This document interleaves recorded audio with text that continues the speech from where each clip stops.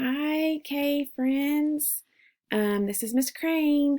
I really miss seeing you all every day, but I hope that you are enjoying your time at home, working hard on your NTI work, reading, and practicing those Eagle words so you can keep that brain smart and get better and better at reading. Speaking of reading, I have a fun book to share with you today. It's one of my favorites, and I hope that you've enjoyed the book from Miss Swinford on Wednesday, and yesterday's book by Miss Jeffries. And hopefully next week you'll get to hear from Miss Green and Miss York and Miss Allen. So I want to share with you a book called Moustache. Look at that crazy looking moose. Looks like he has some kind of mustache, doesn't it? And the author of Moustache is in red right here, Margie Palatini. So she is the author who wrote the words. She wrote the story. And then in the blue it says illustrated by Henry Cole. So do you remember what the illustrator does? That's right. They draw the pictures. So he drew this great, awesome picture of Moustache on the front cover. So as I read, I would love for you to be thinking about the characters in the story. I can already think of one. And think about the setting. Where is Moustache all throughout this book? But I also want you to pay attention and think about what's happening in the story, the events of the story. What happens in the beginning, what happens all through the middle of the book, and what happens at the end. And hopefully you'll be able to tell mom or dad or grandparents or brother or sister or somebody in your household about the story. And as an extra challenge, if you would like to draw pictures or write words and send pictures of your work to your teachers, we would love to see how you showed beginning, middle, and end of Moustache. Okay, let's read. Excuse me. Moustache. Moose had a problem, a horrible, hairy, prickly problem. It grew right below his nostrils. Do you know what nostrils are? These little holes at the bottom of your nose and just above his upper lip. A moustache. Wow.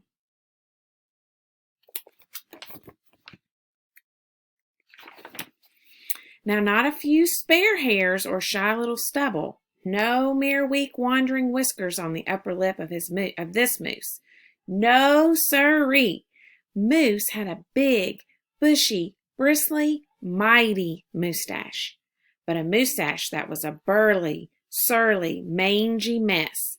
And it itched a lot.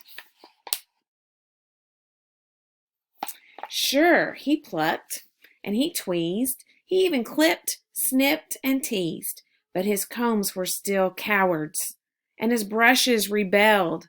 His scissors simply surrendered. Wow, lots of big words in there. Cowards. Do you know what a coward is? A coward is somebody who's scared. So his combs were scared of his moustache. And his brushes rebelled. They didn't want to brush that moustache. And his scissors surrendered. You see that white flag? The white flag. They're putting up the white flag saying, I give up.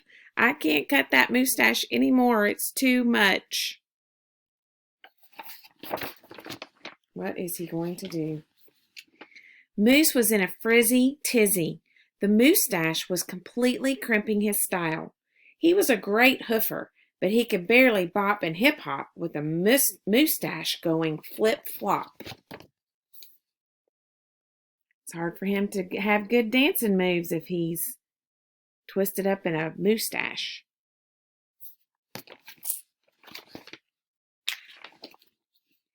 He was a wonderful chef, but he simply could not flambe his souffle with all of those whiskers in his way. And he was a daring skier, but how could he downhill race with the mighty moustache blowing in his face? Moose had to do something, and soon. But what? Before school was let out, we were talking about making predictions in stories, thinking about what do we think is going to happen next. What do you think is going to happen next?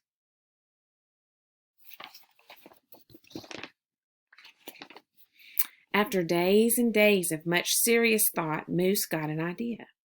He crossed some hair here, he crossed some hair there, and he tied his mustache around his neck.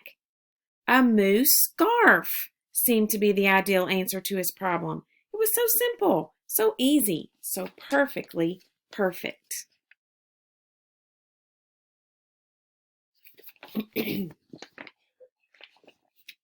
But then his mustache got knotted and mangled and horribly tangled, and those hundreds of hairs still prickled and tickled. Worse, Moose could barely take a breath with all that mustache wrapped around his neck. So, Moose untied, unwrapped, unknotted, and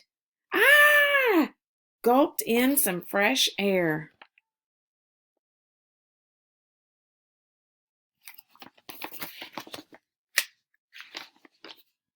He got another idea.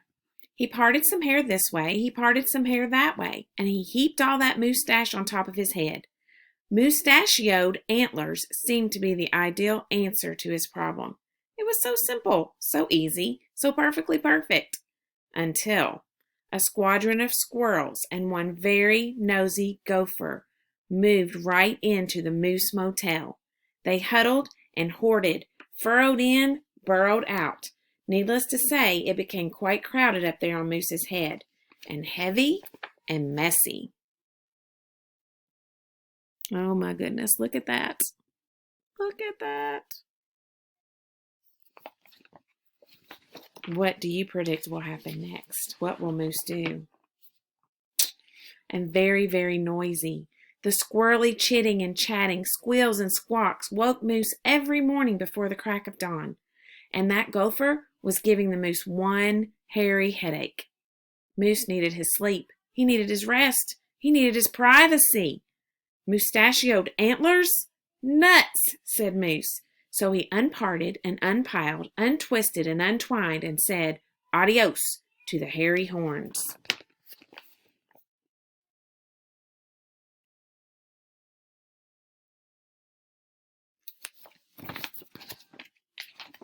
But now what? What? The miserable moose took hold of a hunk of hair and he wrestled it, then roped it. He tethered it, tied, tamed. Aha! A moose tail. Now that was so simple. That was so easy. That was not so perfectly perfect. Talk about a dizzy do. Moose didn't know if he was coming or going. Backward, forward, this way, that. He didn't know which end was which. Moose had to bail on the tail. You can't see where he's going. And so he thought and thought and thought some more. But no other idea was a worthy winner. Braids were a bother. A mustache sweater? Too sweltering. Net? Not. Poor Moose, his problem was truly terrible, unbearable, just downright sad. He felt so alone. He didn't know what else to do.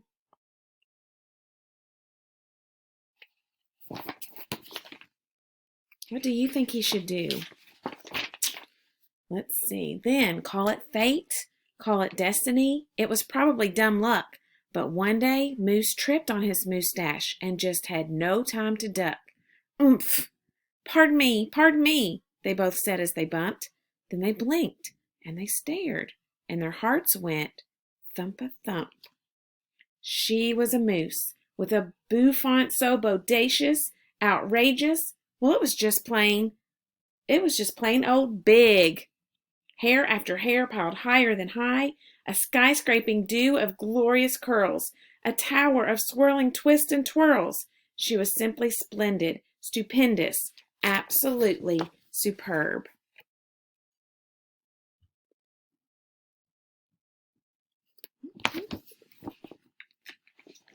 Of course, Moose had to ask how she did what she did to get such a do. Miss Moose winked and then whispered, "Just a little glue."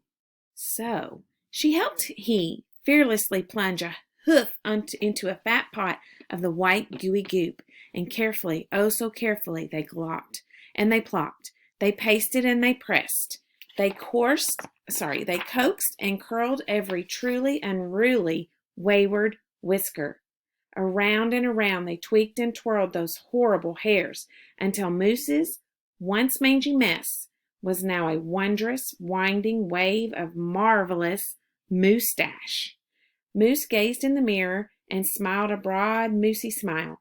He was so happy, so glad, just giddy with glee. He looked dashing and handsome. Moose gushed, "Is that really me?"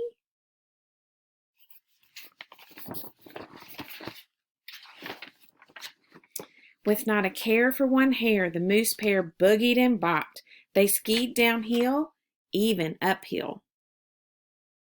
And their cooking was hot, hot, hot.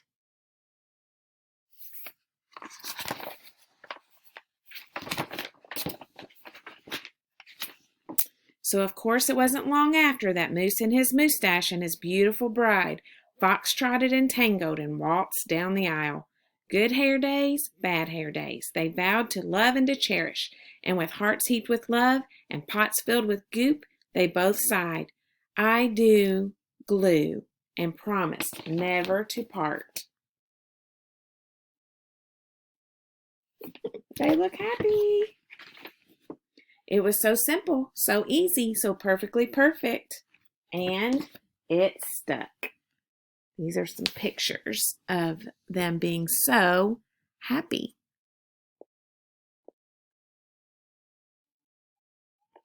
So I hope you liked one of my favorite books, Moustache. So I want you to think about who the characters are in the story, and what was the setting. And really, the setting might be a little bit tricky because it wasn't in a certain place. But think about the characters. Think about what happened in the beginning, what happened in the middle, and what happened at the end. And if you want to draw pictures, or you want to write words, or you want to shoot a video and tell your teacher about the story, we would love to see it. You can get mom and dad or another adult to help you email us your response, and we would love to see it. Now, before I go, I know that Miss Swinford asked you a would you rather question at the end of her book, and I haven't seen Miss Jeffries yet, so I'm not sure what she had you do, but I want to practice a little math with you. So this is something else that you can work on and send us a picture, or just an answer. Your parents can email your answer. But if you think about our calendar time, we practice counting by tens and by fives. So we use tally marks as part of our counting. And so I have written some tally marks on this paper, and I want you to let me know and let your teachers know how many tally marks I have on here. And remember, we don't count tally marks individually. Tally marks help us count by fives. When you see 4 lines and a slash, that means 5. So I want you to figure out and let us know how many tally marks are on my card. I hope you have a great Friday and a great weekend, just taking it easy, not doing work, having fun. Hopefully we'll have good weather, and I hope to see you soon.